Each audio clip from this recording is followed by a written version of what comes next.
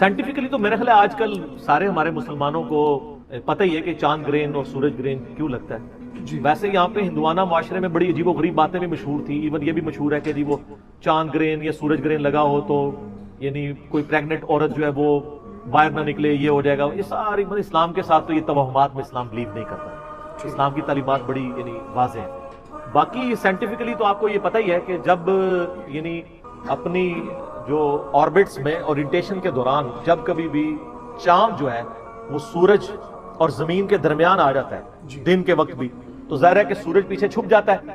اس کی وجہ سے اچانک کافی بڑے لیول کا اندھیرا ہو جاتا ہے. اس کو ہم سورج کو کہتے ہیں گرہن لگنا. یعنی سورج کے آگے چاند آ گیا تو وہ کالا ہو گیا سارے کا سارا.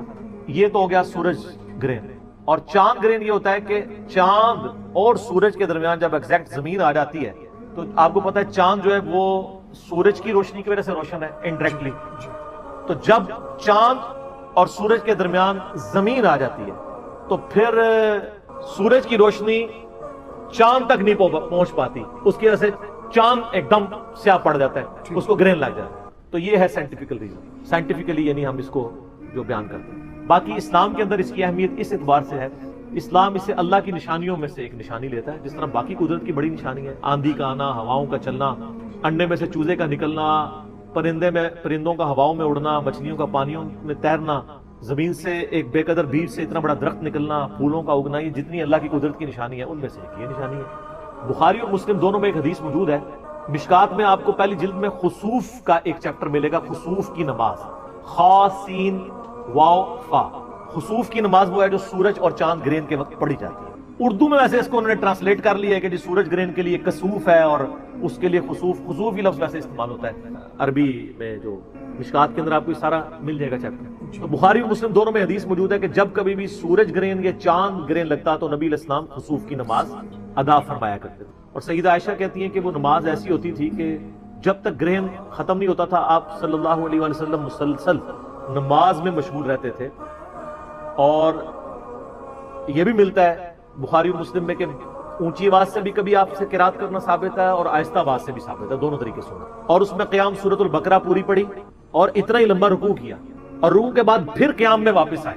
پھر پہلے قیام سے تھوڑا چھوٹا قیام کیا اور پھر دوبارہ رکوع کیا. یعنی ایک رکعت میں 2 قیام اور 2 رکوع.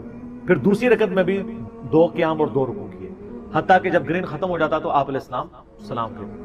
اور صحیح مسلم میں آتا ہے کہ جس دن سورج گرہن نبی علیہ السلام کے مبارک زمانے میں لگا نا، بائی چانس اس دن نبی علیہ السلام کے بیٹے ابراہیم کی وفات ہوئی تھی.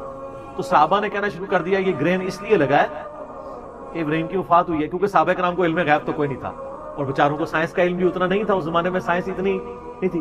یہ میں اس لیے ساتھ بتا رہا ہوں کہ آپ جن بابوں کو کہتے ہیں کہ جی ہمارے بابے جو ہیں وہ صحابی کی جوتی کی خاک کے برابر بھی نہیں ہے، تو وہ صحابہ کا یہ اسٹیٹس تھا. تو اب علم غیب کا جو آپ نے جھوٹا کیا بابوں کے ساتھ منسوخ کیا، اس کی تو کوئی اوقات ہی باقی نہیں رہتی ہے، ختم ہی ہو جاتی ہے. تو نبی علیہ السلام نے پھر صحابہ کرام سے کہا کہ اس لیے گرہن نہیں لگتا، یہ تو اللہ کی نشانیوں میں سے ایک نشانی ہے، کسی بندے کے مرنے کے اوپر گرہن نہیں لگتا. بہرحال جب یہ اللہ کی نشانی آئے تو تم نماز میں مشغول ہو جاؤ، صدقہ اور خیرات کرو. حتیٰ کہ صحیح بخاری میں آتا ہے کہ جب سورج گرہن یا چاند گرہن لگتا تو نبی علیہ السلام غلام بھی آزاد کیا کرتے تھے صدقے خیرات کے طور میں اللہ کی راہ میں. اللہ کی نشانیوں میں سے ایک نشان. آپ دیکھیں ہے تو ایک سائنٹیفیکل فینومینا ہے. چلیں اس فینومینا کے بارے میں تو آپ کہہ سکتے ہیں کہ نبی علیہ السلام کے زمانے میں سائنس ایوالو نہیں تھی تو لوگ ڈر جاتے ہوں گے اس لیے وہ نماز پڑھتے ہوں گے. کئی معاملات ایسے تھے جو اس زمانے میں ایوالو تھے. نبی علیہ السلام کا ایٹیٹیوڈ ان معاملات میں بھی ایسا ہی ہوتا تھا. میں یہ ان لوگوں کے لیے بات کر رہا ہوں جو نبی علیہ السلام کی شخصیت پہ ایز اے نبی ہونے کے اعتراضات کر رہے ہوتے ہیں کہ جی تمہارے نبی جو ہے وہ خام خواہ ایک سائنٹیفک فینومینا کے اوپر پریشان ہو جاتے تھے، اس لیے کہ نبی علیہ السلام کی نظر اسباب پہ نہیں مسبب الاسباب پہ ہوتی تھی. اس کی میں آپ کو مثال دیتا ہوں. بخاری اور مسلم دونوں میں حدیث ہے. سیدہ عائشہ کہتی ہیں کہ جب کبھی آندھی چلتی باقی لوگ خوشیاں مناتے ہیں کہ بارش آئے گی. ظاہر ہے یہ چیز تو سائنٹیفکلی پروف تھی نا اس زمانے میں کہ آندھی کے ساتھ بارش اور بادل آئیں گے. چاند گرہن سورج گرہن تو چل لوگوں کو نہیں پتا تھا، یہ تو ایوالو تھی نا. تو نبی علیہ السلام آندھی آنے میں بھی پریشان ہو جاتے تھے حالانکہ آپ کو پتا تھا کہ اس کے بعد بارش آنی ہے. تو اما عائشہ کہتی ہے کہ نبی علیہ السلام کبھی گھر کے اندر جاتے کبھی باہر آتے، اللہ کی تحمید تمجید تحلیل بیان کرتے سورج گرہن اور چاند گرہن کے موقع پہ بھی اور آندھی کے موقع پہ بھی. تو میں کہتی یا رسول اللہ صلی اللہ علیہ وسلم یہ تو خوشی کا موقع ہے، آندھی آئی ہے، بادل آئیں گے، بارش ہوگی. ظاہر ریگستان میں بارش کی بڑی اہمیت ہے، لوگ خوش ہوتے ہیں اور آپ پریشان ہو جاتے ہیں. ہائے ہائے. آپ نے فرمایا اے عائشہ سلام اللہ علیہ، مجھے کیا خبر کہ اس آندھی کے بعد جو بادل آئیں گے ان میں سے آگ برسے گی یا پانی. سیدہ عائشہ کہہ سکتی تھی یا رسول اللہ علیہ وسلم it is physical phenomena of nature, آپ کو نہیں پتا, یا رسول اللہ کو نہیں تھا پتا کہ بارش ہی برستی ہے, لیکن ان کو پتا تھا کہ نبی علیہ السلام کی نظر فیصلہ کرنے والے پہ ہوتی ہے, فزیکل فینومینا پہ نہیں ہوتی. اور اس کا ثبوت یہ ہے کہ سیدہ عائشہ کو حضور نے کہا کہ مجھے کیا پتا کہ آگ برسے گی, کیا تمہیں پتا نہیں ہے؟ سورہ ہود کی آیت تلاوت کی نبی علیہ السلام نے کہ جب قوم عاد کے اوپر عذاب آیا تھا تو ایک بادل کی شکل میں آیا تھا, بڑی گرمی ہوئی اور بڑے عرصے بعد ایک بادل نمودار ہوا تو ساری قوم اس بڑے بادل کے نیچے ٹھنڈک کے لیے آ گئی اور خوشیاں منانا شروع ہو گئی کہ ہم پہ یہ بادل برسے گا. اور اصل میں وہ آیا تھا عذاب قوم عاد کے اوپر. حضرت ہود علیہ السلام نے ان کو پہلے ہی کہہ دیا تھا کہ تم پہ عذاب آئے گا. وہ تو ایکسپیکٹ نہیں کر رہے تھے, انہوں نے تو یہی دیکھا تھا کہ بارش ہی برستی ہے بادل سے.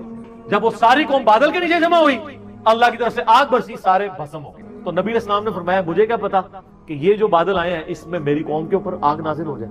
تو یہ نبی علیہ السلام کا اللہ تعالیٰ کے بارے میں یقین کا ایک اعلیٰ ترین لیول ہے. انبیاء کرام علیہ السلام اسباب پہ نظر نہیں رکھتے, مسبب الاسباب پہ رکھتے.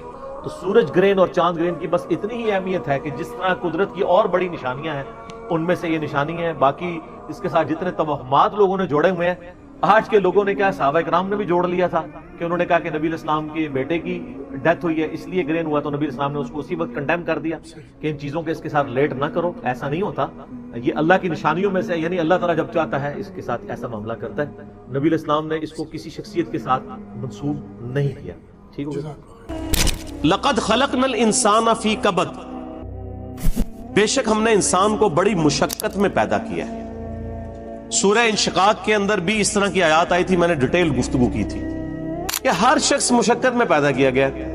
پیدائش سے لے کے مرتے دم تک انسان مشقت میں, خصوصاً جب وہ جوانی کی عمر میں قدم رکھتا ہے تو مشقت میں اضافہ ہو جاتا ہے. اور وقت کے ساتھ ساتھ انسان پہ برا وقت ہی آتا ہے, اچھا وقت نہیں آتا. انسان کی مصروفیات بڑھ جاتی ہیں, انسان کی تگ و دو بڑھ جاتی ہے, اولاد کی تربیت کا معاملہ, ان کے رزق کا بندوبست کرنا, ظاہر اللہ نے اسباب کے ساتھ چیزوں کو جوڑا ہوا ہے. تو پوری زندگی انسان مشقت کاٹتا رہتا ہے. لیکن کامیاب ہیں وہ لوگ جن کی یہ مشقت اللہ کے لیے ہوتی ہے, چاہے وہ اپنے بیوی بچوں کے لیے بھی کر رہے ہیں, لیکن خدا ٹاپ پرائرٹی رہے, اللہ کو ترجیح اول مانے. جیسے ہی اللہ کے حوالے سے ترجیح ہٹ گئی تو آپ کی بڑی سی بڑی نیکی بھی زیرو سے ملٹیپلائی ہو جائے گی. ایک شخص رزق حلال کما رہا ہے اس کے لیے نیکی ہے, لیکن اگر اس کی وجہ سے وہ نمازیں چھوڑ رہا ہے, روزے چھوڑ رہا ہے, اللہ کے احکامات کو پامال کر رہا ہے, تو یہ اس کی نیکی پھر کس کام کی ہے؟ وہ تو پھر کئی اور لوگ بھی کر رہے ہیں. کیا دنیا میں لاکھوں غیر مسلم ایسے نہیں ہیں جو حلال کما رہے ہیں؟ بڑے بڑے اپ رائٹ قسم کے لوگ ہیں, اس طرح کے آپ کو مسلمانوں میں دکھانے مشکل ہو جاتے ہیں. لیکن جب تک خدا کے ساتھ کمٹمنٹ نہیں ہوگی آپ کی نیکیوں کا آپ کو فائدہ نہیں ہوگا. تو انسان کو مشقت میں اللہ نے پیدا کیا. ماں کو بھی مشقت اٹھانی پڑتی ہے, باپ کو بھی اٹھانی پڑتی ہے. اور انسان جب یعنی بچپن میں تو اس کی بڑی بادشاہ والی زندگی ہوتی ہے, جو جوانی میں قدم رکھتا ہے اس کی مشقت کا دور شروع ہو جاتا ہے, حتیٰ کہ انسان اس زندگی سے فارغ ہو جاتا ہے. اتنی تکلیفیں اٹھانے کے بعد ابھی آخرت کی تکلیفیں باقی ہے. اگر کسی نے دنیا میں اللہ کی مرضی کی زندگی گزاری تو اس کی یہ مشقت عارضی ہے, ہمیشہ کی کامیابیاں اس کا مقدر ہے. اور اگر کسی نے دنیا اپنی مرضی کی گزاری تو یہاں پہ کتنی عیاشی کر لے گا, وہ الٹیمیٹلی مر کے ہمیشہ کی زندگی میں اللہ تعالی کے حضور اسے ناکامی کا سامنا کرنا پڑے گا, اور ہمیشہ کی مشقتیں, ذلت اور عذاب اس کا مقدر ہونے والی ہیں, وَلِعَوْذُ بِاللَّهِ تَعَالَى. تو انسان کی کوشش ہوتی ہے. اب وہ کوشش اگر پازیٹیو ہے رزلٹ پازیٹیو نکلے گا, نیگیٹو ہے تو نیگیٹو نکلے گا. اسی کا ذکر اب آگے آ رہا ہے. أَيَحْسَبُ أَلَّن يَقْدِرَ عَلَيْهِ أَحَدٌ, کیا انسان یہ گمان کرتا ہے کہ اس پر کسی کا بس نہیں چلے گا؟ یعنی وہ اگر دنیا اپنی مرضی کی گزار ہے تو یہ سمجھ رہے ہیں آخرت بھی اپنی مرضی کی گزارے گا. نہ, ایسا نہیں ہوگا. یقول اہلکت مالا لبدا, بڑے فخر سے کہتا ہے کہ میں نے تو بڑا مال خرچ کیا ہے. اسپیسیفکلی تو اشارہ ہے مشرکین عرب کے ان امیر لوگوں کی طرف جن کا ذکر قرآن پاک میں کئی جگہ آیا کہ وہ بڑا فخر کرتے تھے کہ ہم حرم مکہ کی جو خدمت ہے وہ ہمارے ذمہ ہے. ہم یہاں پہ حاجیوں کے اوپر جو ہے وہ خرچہ بھی کرتے ہیں, اللہ کی راہ میں لوٹاتے ہیں. اللہ فرماتا ہے ان اعمال کا فائدہ نہیں ہے جب تک تم اللہ کی توحید اور اس کے نبی علیہ السلام کی رسالت پر ایمان نہیں لاؤ گے, شرک سے کنارہ کشی اختیار نہیں کرو گے. تو یہ حاجیوں کے اوپر کھانا پینے کے اوپر پیسے صرف کرنا, یہ مال جو تم لگا رہے ہو اور بڑی اکڑ رہے ہو کہ اللہ کے حضور اس کا کوئی اجر ملے گا, کوئی اجر نہیں ہے اس کا. اَيَحْسَبُ أَن لَّمْ يَرَهُ أَحَدٌ, کیا وہ خیال کرتا ہے کہ اسے کسی نے نہیں دیکھا؟ اس کو نہیں پتا یہ تم لوگ کس لیے کر رہے ہو. وہ کرتے تھے صرف اپنی عمارت کو جتانے کے لیے, ریاکاری کے لیے, لوگوں پہ اپنی جو دولت ہے اس کا روب ڈالنے کے لیے. جس طرح آج کل بھی آپ دیکھتے ہیں لوگ مساجد کے اندر وضو خانے بنواتے ہیں, ٹوائلٹس بنواتے ہیں, قالین ڈلوا لیتے ہیں, تو باقاعدہ وہ کئی جگہ پہ تو دیکھا گیا نیم پلیٹ لکھوا دیتے ہیں کہ وضو خانہ فلاں کے لیے ہوا ہے, فلاں کے سالے ثواب کے لیے. بھئی اگر سالے ثواب کے لیے بھی ہے تو اللہ کو تو پتہ ہے نا, آپ کے لکھنے کا تو اللہ محتاج نہیں ہے. نیکیوں کو تو چھپانا چاہیے, یہ خطرہ ہے کہ آپ کی نیکیاں برباد ہو جائیں. اور کئی لوگ تو جو ہے وہ حرام کے مال سے جو ہے اس طرح کے معاملات چل رہے ہوتے ہیں ان کے, اور وہ یہ سمجھتے ہیں کہ ہم اللہ کی راہ میں تھوڑا سا پیسہ خیرات کر کے اپنے باقی کے مال کو حلال کر لیں گے. ایسا نہیں ہوگا. اللہ تعالیٰ بہت غیرت مند ہے. صحیح مسلم میں حدیث ہے قیامت والے دن ایک سخی کو, ایک شہید کو اور ایک قاری کو بلایا جائے گا. اللہ تعالیٰ شہید سے پوچھے گا تجھے میں نے اتنی صحت دی, گیون سرکمسٹانسز تیرے لیے فیوریبل کیے, تو نے اس کے بدلے میں میرے لیے کیا کیا؟ وہ کہے گا یا اللہ میں نے جان دے دی. اور کیا کرتا؟ سب سے بڑی قربانی یہی ہو سکتی. اللہ فرمائے گا تو نے جان اس لیے دی تاکہ لوگ تجھے کہیں بڑا بہادر ہے, تو تجھے دنیا میں لوگوں نے بڑی تعریف کی تیری, تجھے دنیا میں اجر مل چکا ہے اس ریاکاری کا, اونا منہ کر کے دوزخ میں ڈال دیا جائے گا. بولے اعوذ باللہ تعالی اللہم اجرنا من النار, آمین. سخی سے اللہ پوچھے گا تجھے اتنا مال دیا تھا, تو نے میرے لیے کیا کیا ہے؟ کہ یا اللہ میں نے اتنا صدقہ اور خیرات کیا تیرے علم میں, حتیٰ کہ میں نے مسجدوں میں نیم پلیٹ بھی اپنے نام کی لگوائی ہے, تجھے نظر نہیں آتی وہ پلیٹیں؟ یہ میں کہہ رہا ہوں اس کی ایکسپلینیشن. اللہ فرمائے گا تو نے اس لیے سب کچھ کیا تاکہ لوگ کہیں بڑا سخی ہے, تو دنیا میں تیری بڑی تعریف ہوئی ہے. آج بھی آپ دیکھ لیں, میں نام لیے بغیر کہتا ہوں, لاکھوں کے دسترخوان روزانہ کے چلا رہے ہیں حرام کے مال کے اوپر, اور لوگ ان کی بڑی تعریف بھی کرتے ہیں. دیکھیں جی چلے جو کچھ بھی ہے غریبوں کو کھلا بھی تو رہا ہے نا. یہ کرائٹیریا دنیا میں ٹھیک ہے. یہ فرزانہ ڈاکو والا معاملہ جو ہے نا, وہ کہ بھی ایک ڈاکو وہ امیروں سے لوٹ کے غریبوں کی مدد کرتا تھا, یہ فلموں میں اچھا ہے, اللہ تعالیٰ کے لیے نہیں ہے. اللہ تو ایک کسی بھی کریٹیکل ریزن کی وجہ سے زیرو سے ملٹیپلائی کر دیتا ہے سب کچھ. بے پرواہ ہے نا. سر آپ اپنی داڑھی پگڑی نمازوں سے اور بڑے بڑے دسترخوانوں سے عوام کو دھوکہ دے سکتے ہیں, اللہ کو نہیں. صحیح مسلم میں حدیث ہے اللہ تعالیٰ تمہارے شکلوں اور تمہارے مال کو نہیں دیکھتا, دلوں اور اعمال کو دیکھتا ہے. شکل بھی نہیں دیکھنی اور مال بھی نہیں دیکھنی. آپ لوگ کیا دیکھ رہے ہوتے ہیں؟ بڑا نورانی چہرہ ہے, اللہ کا کتنا کرم ہے اس پہ, کتنی دولت ہے, اور اللہ کا فرما رہا ہے دل اور اعمال. حتیٰ کہ صحیح بخاری میں آتا ہے, اور اس کا ذکر اشارتاً سورہ توبہ میں بھی آیا ہے. جب نبی علیہ السلام نے اپیل کی نا, غزوہ تبوک کے موقع پر رومن امپائر سے لڑنا تھا, سب سے بڑی سپر پاور, تو چندے کی اپیل کی, تو ایک صحابی نے پوری رات ایک یہودی کی یعنی مزدوری کرنے کے بعد اس کو ایک مٹھی جو ہے نا وہ کھجوریں ملی معاوضے کے طور پہ. بارٹر سسٹم تھا نا, ضروری نہیں کرنسی ملتی تھی, کھجوریں مل جاتی تھی, جو کے دانے مل جاتے تھے, گندم مل جاتی تھی. اور وہ ایک مٹھی کھجور لا کر نبی علیہ السلام کے پاس پیش کرتا ہے کہ میری طرف سے یہ جہاد کے لیے قبول کریں. وہاں پہ منافقین ہوتے ہیں جو اوپر سے مسلمان ہیں, وہ آپس میں ایک دوسرے سے ٹھٹا مذاق کرتے ہیں کہ یہ دیکھو ایک مٹھی کھجور سے کیا فرق پڑنا ہے, ٹھیک ہے. اور نبی علیہ السلام اتنے خوش ہوتے ہیں کہ آپ علیہ السلام ان کھجوروں کو وہ جو جتنا مال ہے اس کے اوپر یوں بکھیرتے ہیں اور فرماتے ہیں یہ سب پہ بھاری ہے. پیچھے اخلاص ہے نا. اسی لیے دیکھیں نیکیاں قیامت والے دن گنی نہیں جانی, تولی جانی ہے. مکے کے اندر رہنے والا شخص جو روزانہ 5 وقت نماز حرم میں پڑھتا ہے ہزاروں لاکھوں نمازوں کا ثواب کماتا ہے. عین ممکن ہے کہ اس کی لاکھوں نمازیں ایک وہ شخص جو سڑک کے کنارے مزدوری کرتا ہے وہ مسجد تک بھی جانے میں اس کو تردد ہے اور وہیں پہ وہ اپنا کپڑا ڈال کے جون جولائی کی تپتی دوپہر کے اندر سڑک کے کنارے کسی درخت کی چھاؤں میں صرف فرض ہی ادا کر لیتا ہے. اس کی ایک نماز ظہر ہو سکتا ہے اس کی ہزاروں نماز ظہر جو حرم میں ہے اس سے بڑھ کر ہو, کیونکہ اللہ نے نیکیاں تولنی ہے, گننی نہیں ہے. اگر کسی کے پاس 5 نوٹ 10-10 روپے کے ہوں اور ایک نوٹ 5,000 روپے کا ہو تو ورتھ کس کی زیادہ ہے؟ 5,000 کی. اگرچہ نوٹ وہ ایک ہے لیکن اس کی ویلیو زیادہ ہے.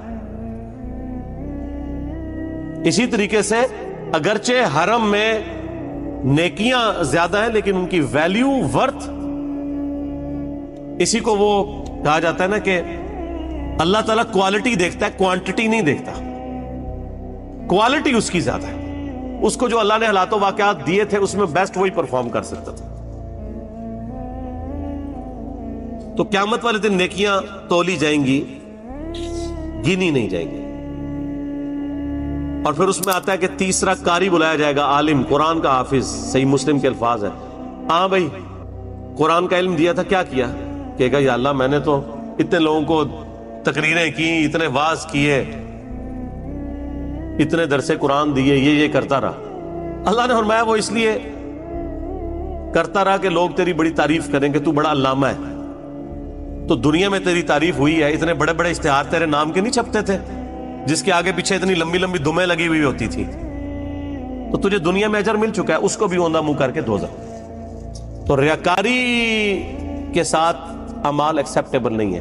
اَيَحْسَبُ أَن لَّمْ يَرَهُ أَحَدٌ, کیا اس نے یہ خیال کیا کہ اسے کوئی دیکھ نہیں رہا؟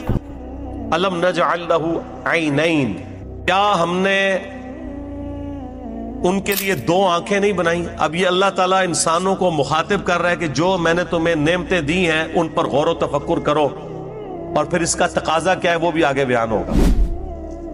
ہم سب جتنے 100+ یہاں لوگ بیٹھے ہیں یا ہزاروں لوگ جو ویڈیو میں دیکھیں گے, کہ پوری دنیا کے انسان اپنے آپ کو سامنے رکھیں. اللہ تعالیٰ آپ سے مخاطب ہے. أَلَمْ نَجْعَل لَّهُ عَيْنَيْنِ, کیا میں نے تم لوگوں کو آنکھیں نہیں دیں؟ وَلِسَانًا وَشَفَتَيْنِ, اور ایک زبان اور 2 ہونٹ نہیں دیے؟ اس کے اندر قیامت مضمر ہے میرے بھائی. یہ زبان اور ہونٹ نہ ہو تو بچہ بڑا ہی نہیں ہو سکتا. اور جو ساتھ جبلی ہدایت اللہ نے دی ہے اسے پتا ہے کہ میں نے دودھ کیسے پینا ہے. بچے کو سکھانا نہیں پڑتا, وہ اپنی جبلی ہدایت, نیچرل انسٹنکٹ جسے کہتے ہیں, جیسا کہ ایک بکری کی نیچرل انسٹنکٹ ہے کہ وہ گوشت کی طرف دیکھے گی بھی نہیں اور گھاس کھائے گی. اور شیر جو ہے وہ گھاس, اس کے سامنے تازہ گھاس کیا تازہ سبزیاں بھی لا کے رکھے وہ اس کی طرف منہ بھی نہیں مارے گا, گوشت کھائے گا. اس طرح کی اللہ تعالیٰ نے ہر انسان کو بھی ایک انسٹنکٹ دی ہے جس کی وجہ سے وہ بچپن ہی سے ان چیزوں کی طرف مائل ہو جاتا ہے. ہونٹ اور زبان چوسنے کے لیے. وَهَدَيْنَاهُ النَّجْدَيْنِ, اور ہم نے اس کو 2 راہیں دکھا دی, 2 گھاٹیاں دکھا دی. ایک معنی اس کا یہ بھی کیا گیا ان 2 گھاٹیوں سے مراد اس بچے کے لیے جو ماں کے دودھ پینے کی جگہ ہے وہ مراد لی گئی ہے, کیونکہ ہونٹوں کا ساتھ ذکر ہے اور زبان کا ذکر ہے, اور اس کے بعد اس کو جبلی ہدایت بھی دی ہے یہاں سے تجھے دودھ ملے گا. اور ایک اس کا معنی یہ کیا گیا کہ ان گھاٹیوں سے مراد یہ ہے کہ اسے بتا دیا گیا ہے کہ یہ حق کا راستہ ہے, اس کا انجام جنت ہے, اور یہ برائی کا راستہ ہے, اس کا انجام جہنم ہے. اِنَّا هَدَيْنَاهُ السَّبِيلَ إِمَّا شَاكِرًا وَإِمَّا كَفُورًا, ہم نے ہدایت کا راستہ دکھا دیا ہے, چاہے شکر گزاری کی روش اختیار کرو خواہ نہ شکری کی. فَلَقْتَحَمَ الْعَقَبَةَ, پھر وہ داخل ہی نہیں ہوا اس گھاٹی کے اندر جو اللہ کی ریکوائرمنٹ تھی کہ کون سی گھاٹی اختیار کرنے والی تھی. وما ادراک ما العقبہ, اور تمہیں کیا پتا ہم کس گھاٹی کا ذکر کر رہے ہیں؟ فک رقبہ, وہ گھاٹی ہے غلاموں کی گردن کو چھڑانا. میں اکثر کہتا ہوں کہ یہ جو مال خرچ کرنا ہے نا، یہ اللہ تعالیٰ کو اتنا محبوب ہے کہ قرآن حکیم میں نماز کے پیرلل ہمیشہ اللہ کی راہ میں صدقہ کرنے کا ذکر آیا ہے. اور یہاں پہ تو دیکھیں اس سے ہٹ کے نماز کا کہیں ذکر ہی نہیں، اللہ کی راہ میں خرچ کر. غلاموں کو آزاد کروانا، غلامی کا دور تھا. آج اس کی ماڈرن فارم یہ ہے کہ کوئی مقروض ہے اور آپ کو اللہ نے رقم دی ہے تو آپ اس مقروض کو اس قرضے سے نجات دلا سکتے ہیں. او اطعام فی یوم ذی مسغبہ، یا بھوک والے دن قحط کے عالم میں کسی بھوکے کو کھانا کھلانا. یہ ہے وہ گھاٹی جو تمہیں عبور کرنی ہے، یعنی جیب ڈھیلی کرنی ہے اللہ کے لیے.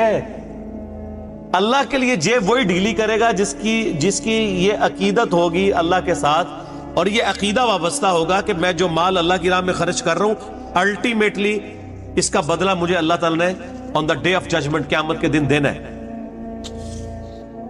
دنیا میں تو اگر آپ سے گورنمنٹ کہے کہ آج 10 روپے خرچ کرو، ہفتے بعد 1 لاکھ روپے لے لینا، تو سب لوگ کہیں گے جی ہمارے پاس تو کافی پڑے ہوئے گھر، یہ بھی لے لیں. اور لاکھ کے ساتھ ڈبل شاہ کے کئی واقعات آپ کے ملک میں نہیں آتے. اور اللہ کیا فرما رہا ہے سورہ البقرہ میں؟ 700 گنا تک کر کے لوٹاؤں گا. 700 گنا. اور یہ فرمایا جس کے لیے چاہوں گا اس سے بھی زیادہ اس کے لیے لوٹا دوں گا. اتنا بڑا پروفٹ تو کوئی بھی نہیں دیتا. اور اس دن جس دن کی کرنسی صرف نیکی ہے، قیامت کے دن. قرآن حکیم میں کئی جگہ آیا نا، اگر کسی شخص کو یہ اختیار دیا جائے کہ اس زمین اور اس کے مثل اور سونا، پوری زمین جتنا سونا بھی خیرات کر دیا جائے، تو کہے گا یا اللہ میں خیرات کرتا ہوں، مجھے دوزخ سے رہائی مل جائے. تو یہاں تو اللہ تعالیٰ آپ سے اتنا بڑا سونا ڈیمانڈ نہیں کر رہا. گیون سرکمسٹانسز میں جو جتنا افورڈ کر سکتا ہے اللہ کی راہ میں خرچ کرے. بھوکے کو کھانا کھلانا، اور یہ کھانے کھلانا چاہیے. آج کل یہ جو بھوکے جعلی قسم کے پھر رہے ہیں نا زیادہ تر، ان کو بھی جو ہے نا ایڈریس کرنے کا بڑا آسان طریقہ ہے. جو کہتا ہے نا جی میں نے روٹی کھانی ہے، مجھے 10 روپے دیں، اس کو کہ چلو روٹی کھلا دیتے ہیں، آؤ ہوٹل پہ بیٹھو کھاؤ روٹی، پیمنٹ کر دوں گا. وہ بیسیکلی پیسہ مانگنے کے لیے انہوں نے ایک جو ہے ذریعہ اڈاپٹ کیا ہوا ہوتا ہے. انہوں نے وہ روٹی نہیں کھانی ہوتی ہے، وہ پروفیشنل ہوتے ہیں. لیکن یہ یاد رکھیے گا قرآن حکیم میں ایون اگر کوئی پروفیشنل بیگر بھی، کوئی بھکاری آپ کے پاس آ جاتا ہے، آپ کو یہ اجازت نہیں کہ آپ اسے ڈانٹیں. آپ ڈانٹیں گے نہیں اسے، بلکہ آپ اس کو جو ہے وہ پیار محبت کے ساتھ جو ہے وہ اس کے راستے کے اوپر چلا دیں گے. اسے کہیں گے بھائی اللہ تعالیٰ آپ کی مدد فرمائے. ڈانٹنے کی اسلام میں اجازت نہیں ہے. اگر آپ پیسے نہیں دے سکتے تو یہ حق آپ کو کس نے دیا کہ آپ کسی کو ڈانٹیں؟ آپ نے کیا اس شخص کو خریدا ہوا ہے کہ آپ اسے ڈانٹیں گے؟ کوئی آتا ہے آپ اس کو دعا ہی دے دیں کہ اللہ تعالیٰ آپ کی اس پریشانی کو دور فرمائے. اور اگر کوئی روٹی کا طلبگار ہے اور آپ کھلا سکتے ہیں تو ہوٹل پہ اس کو لے جائیں، کھلا دیں. اور آپ دیکھیں گے اکثر لوگ ہی فارغ ہو جاتے ہیں. کئی لوگ مسجدوں میں کھڑے ہوتے ہیں، او جی جیب کٹ گئی ہے، فلاں شہر جانا ہے، کرایہ چاہیے. آپ ان کو اگر کہیں کہ ہاں آپ کو بس میں بٹھا دیں تو 100 میں سے شاید 2 یا 3 بندے تیار ہوں گے. تو مقصد تو ان کا جانا تھا. میں تو یہی کرتا ہوں، اگر کسی کو اس طریقے سے معاملہ ہو تو میں تو پھر اس کو بس میں بٹھا کے آتا ہوں، کنڈکٹر کو کرایہ اس کے ہاتھ میں، اور ساتھ کیا کہتا ہوں کہ اگر یہ اترے تو کرایہ تیرا. چلو اس غریب کے کام آ جائے نا، اس کو نہیں دینا جس نے 2 نمبری کی ہے، جھوٹ بولا ہے. اگر ایسا کوئی کرے تو یتیمن ذا مقربہ، یا یتیم جو کہ رشتہ دار بھی ہو اسے کھانا کھلایا جائے. او مسکینن ذا متربہ، یا مسکین جو ہے جو خاک نشین ہے، مٹی پہ بیٹھنے والے جن کے پاس جگہ بھی نہیں ہے، ان کو کھانا کھلانا. یہ اللہ تعالیٰ کے حضور نیکیوں میں سے ایک نیکی ہے. ثم كان من الذين آمنوا وتواصوا بالصبر وتواصوا بالمرحمہ، پھر اس کے بعد ایمان والوں سے جو ایک دوسرے کو نصیحت کرتے ہیں صبر کی، اور ایک دوسرے کو رحمت کی نصیحت کرتے رہتے ہیں. دیکھیں اللہ کی راہ میں صدقہ اور خیرات کرنے کے بعد اللہ تعالیٰ نے ایمان لانے کا ذکر کیا ہے، اور اللہ کی راہ میں جو صبر و استقامت ہے اس کا ذکر کیا ہے، صرف امپورٹنس بتانے کے لیے کہ اللہ کی راہ میں جیب ڈھیلی کرنے کی کتنی امپورٹنس ہے۔ ایمان لانے والے، صبر اختیار کرنے والے اور صبر کی تلقین کرنے والے، یہ تو خیر ڈیٹیل آگے سورۃ العصر میں آئے گی نا، جو 4 کامیابی کے لیے شرائط ہے ان میں آخری 2 شرائط یہی ہیں کہ آپ نے حق بات کی تلقین کرنی ہے اور صبر کی تلقین کرنی ہے۔ اولئک اصحاب المیمنہ، یہی وہ لوگ ہیں جو قیامت والے دن دائیں ہاتھ والے ہوں گے، یعنی ان کا نامہ اعمال ان کے دائیں ہاتھ میں دیا جائے گا۔ والذین کفروا، وہ جو انکار کرنے والے ہیں، ناشکری کرنے والے ہیں، بآیاتنا، ہماری آیات کی، ہم اصحاب المشأمہ، وہ لوگ ہوں گے بائیں ہاتھ والے، علیہم نار مؤصدہ، ان پر قیامت کے دن آگ چھا رہی ہوگی۔ بولے اعوذ باللہ تعالی، اللہم اجرنا من النار، آمین۔ یہ قرآن کا اسلوب ہے کہ جب بھی اہل ایمان کا ذکر ہوتا ہے نا تو ساتھ ہی ساتھ فاسقین کا اور اہل جہنم کا بھی ذکر ہوتا ہے، اہل جنت کا ذکر ہوتا ہے تو اہل جہنم کا بھی ذکر ساتھ میں ہوتا ہے، کیونکہ دونوں چیزیں پیرلل میں ہیں۔ صرف یہ نہیں ہے کہ میٹھی نیند آپ کو سلا دیا جائے، تصویر کا دوسرا رخ بھی دکھایا جاتا ہے کہ بھائی بڑے معاملات سخت ہونے والے ہیں۔